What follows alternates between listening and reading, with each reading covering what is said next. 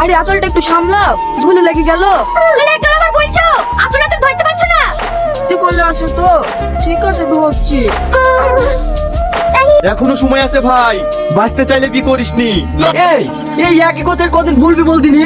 যেদিন থেকে আমার বি ঠিক হয়েছে সেদিন থেকে আমার পেছনে লেগে আছি। তুই কি আজ আমার বি খেতে এসছি না ভাঙতে এসছি তাই বলদিনি? সেই জন্য বলছি ভাই, এখনো সময় আছে, বি করিসনি, ঘুরে বাড়ি চ। তোদের মতো আমি কাপুরুষ না, বউকে কিভাবে কন্ট্রোল করতে হয় সেটা আমার খুব ভালো করে জানা আছে। এই থাম থাম থাম থাম, একটু দাঁড়া।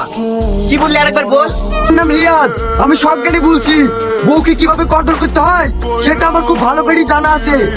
কারোর যদি প্রয়োজন হয় আমার কাছে এসে শিখিলিস।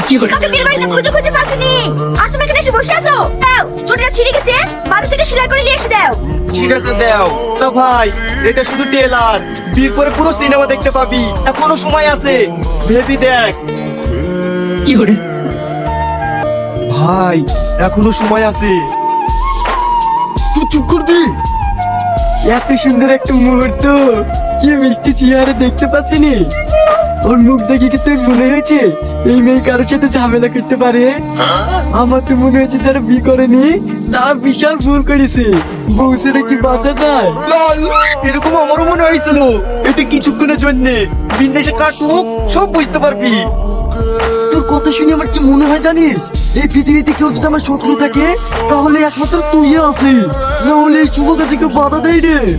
ঠিক আছে রে, ঠিক আছে, তোকে আর কিছু বলছিনি, তুই তো করে ফেল। তুমি কি কবুল? কবুল। আরেকবার বলো। কবুল।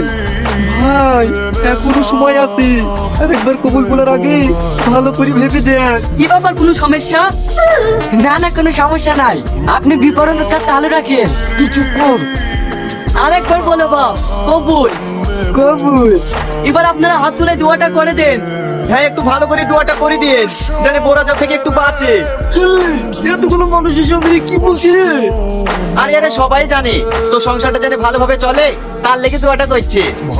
লে লে ভালো করে তো সেই দোয়াটা করিলে, এইবার তুই হাড়ে হাড়ে টের পাবি বউ কি জিনিস।